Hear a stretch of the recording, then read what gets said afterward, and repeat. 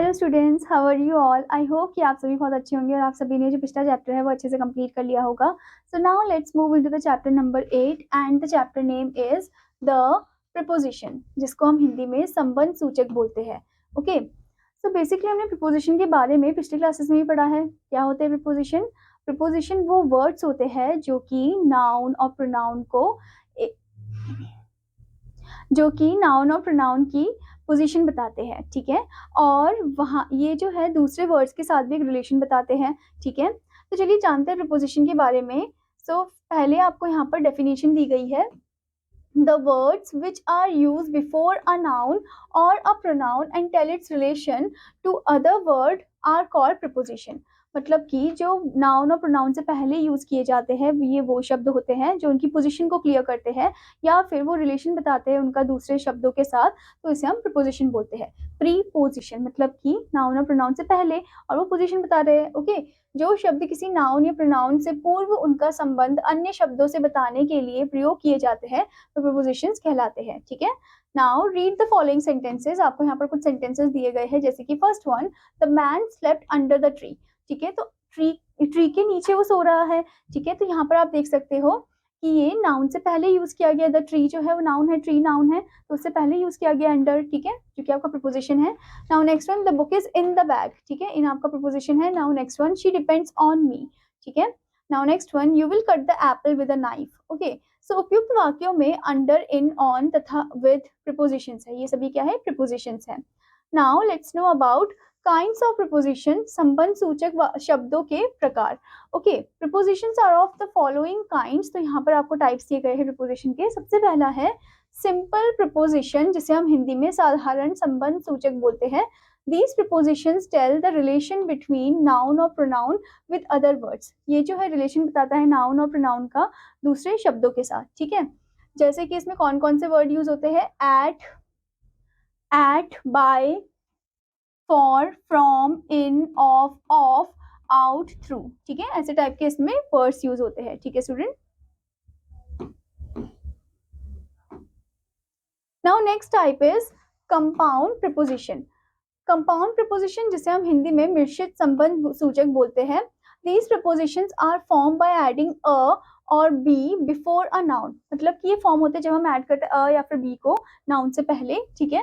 An adjective और an adverb, ठीक है, नाउन से पहले या फिर एडजेक्टिव से पहले या फिर एडवर्ब से पहले, ठीक है।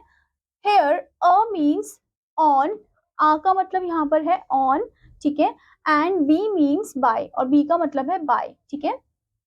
जैसे कि आप यहाँ पर देख सकते हो कौन कौन से वर्ड है, जैसे कि about, above, across, before, behind, below, ठीक है।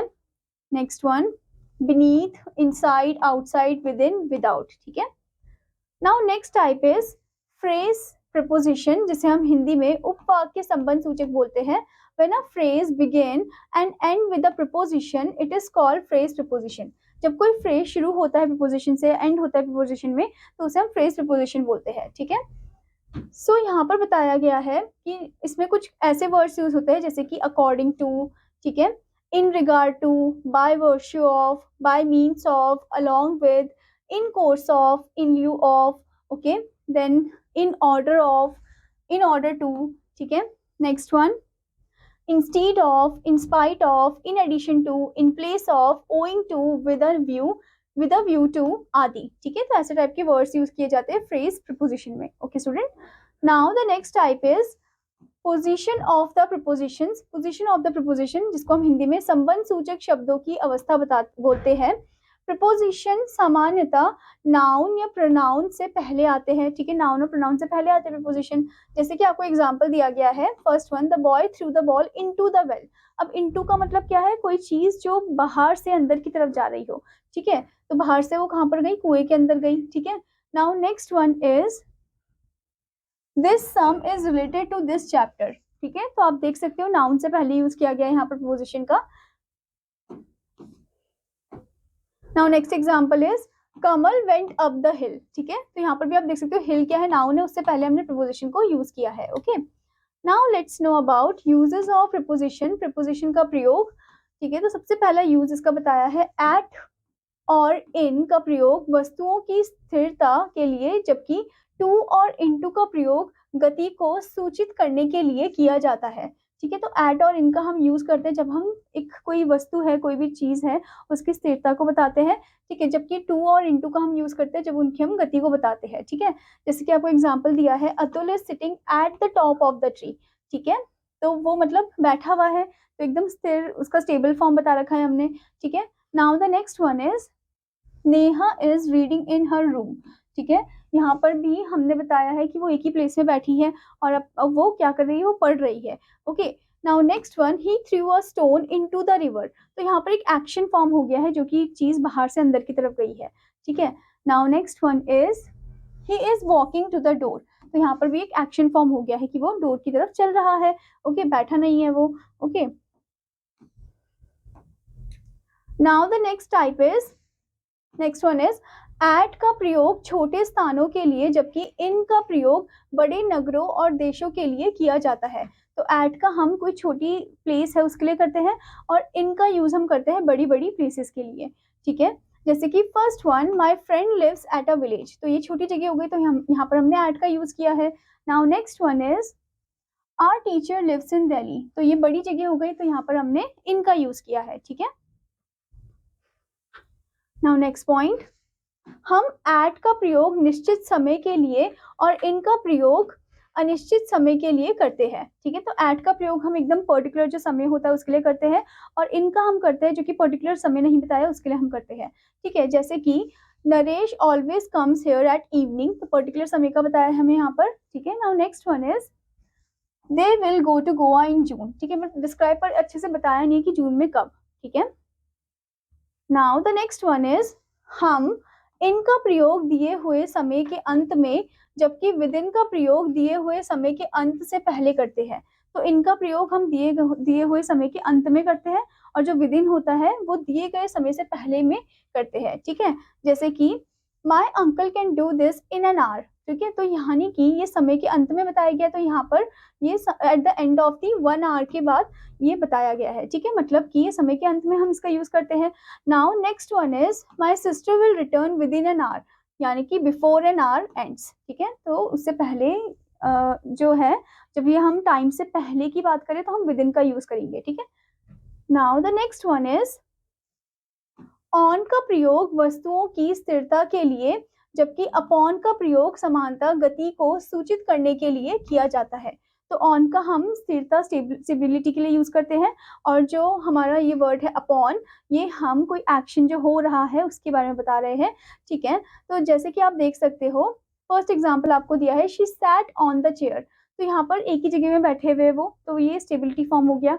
Now next one is the cat sprang upon the table. तो यानी कि वो ऊपर की तरफ कूद रही है टेबल में, तो ये एक्शन शो कर रहे हैं। ठीक है, तो this is the upon one, this is the preposition which shows the action one. Okay, now the next thing is जब व्यक्ति द्वारा कोई कार्य औजारों की सहायता से किया जाता है, तो हम कर्ता के लिए बाय और औजारों के लिए विद का प्रयोग करते हैं। ठीक है, तो मतलब कोई पर्सन है, वो टूल्स के जरिए कुछ काम कर रहा है। ठीक है, तो हम पर्सन के लिए तो क्या करेंगे, मतलब जो करता है, जो कर रहा है उस काम को, उसके लिए हम बाय बोलेंगे, और जिस औजार की मदद से वो कर रहे हैं, जिस टूल की मदद से वो कर रहे हैं, उसके लिए हम विद यूज करेंगे। ठीक है,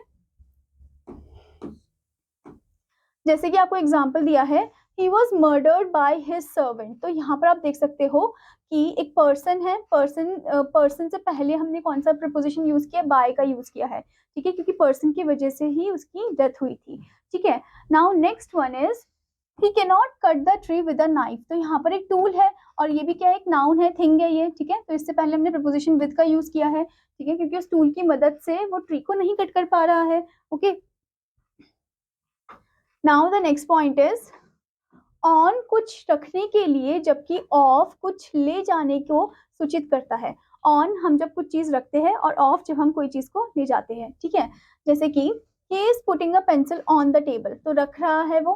ठीक है, यहाँ पर ऑन का यूज हुआ है। Now next one, she is taking a picture of the wall. वो निकाल रही है, तो यहाँ पर हमने ऑफ का यूज किया है। ठीक है, now next one is into किसी वस्तु को अंदर रखने को, जबकि आउट ऑफ किसी वस्तु को बाहर निकालने को सूचित करता है। तो इनटू का मतलब है बाहर से अंदर की तरफ जाना, आउट ऑफ का मतलब है अंदर से बाहर की तरफ आना, ठीक है। जैसे कि आपको एग्जाम्पल दिया है, we are putting their shoes into the drawer, तो अंदर से, तो बाहर से अंदर की तरफ ये रख रहे हैं, ठीक है। Now next one is they are taking their pens out of their pockets, तो यहाँ पर अंदर से बाहर की तरफ आ रहे हैं, ठीक है। Now next one is with के साथ का प्रयोग संलग्न वस्तु को सूचित करने के लिए किया जाता है। जैसे कि आप यहाँ पर देख सकते हो, एग्जाम्पल दिया है आपको, ही वॉज विद मी, ठीक है, मतलब वह मेरे साथ था, ठीक है। Now next one, you will work with him, तुम उसके साथ काम करोगे, ठीक है। नाउ नेक्स्ट इज बिहाइंड, पीछे, इन फ्रंट ऑफ, आगे, और बिटवीन, बीच में, तीनों की स्थान सूचक है। ओके, तीनों ही क्या है, स्थान सूचक है, यानी कि यहाँ पर उनका एक पर्टिकुलर प्लेस बताया गया है। बिहाइंड का मतलब पीछे होता है, इन फ्रंट ऑफ का आगे होता है, और बिटवीन का मतलब बीच में होता है, ठीक है। जैसे कि आपको यहाँ पर एग्जाम्पल भी दिया है, mother is behind the door, पीछे है वो डोर के। Next one, the dog is in front of the tree, ठीक है, वो ट्री के आगे है। Now next one, Soni is between mother and dog, तो सोनी जो है वो मम्मी और डॉग के बीच में है, okay. Now next is near, निकट, बिसाइड के निकट, और बिसाइड के अतिरिक्त का प्रयोग स्थानों के लिए होता है, ठीक है। तो नियर जो है वो निकट, पास के लिए, ठीक है। बिसाइड जो है उसके के निकट के लिए यूज होता है, और बिसाइड एक होता है अतिरिक्त, ठीक है, इसके अलावा। So here you can see, यहाँ पर स्टूडेंट बिसाइड्स होगा, ठीक है, ऐसा आएगा। सो यहाँ पर आप देख सकते हो, first example, the dog is sitting near the door, ठीक है, तो यानी कि वो पास ही है डोर के, पास ही डोर के बैठा हुआ है, ठीक है। Now next one is Neha is standing beside her husband, beside मतलब हो गया यहाँ पर पास, ठीक है, पास ही वो खड़ी है। Now next one is besides children there were old men too, तो उनके अलावा, उन बच्चों के अलावा वहां पर बूढ़े व्यक्ति भी थे, ठीक है। तो यहाँ पर ये हो गया बिसाइड्स का यूज, जो कि है अतिरिक्त, okay. Now next one is between का प्रयोग दो के लिए, और अमंग का प्रयोग दो से अधिक के लिए होता है।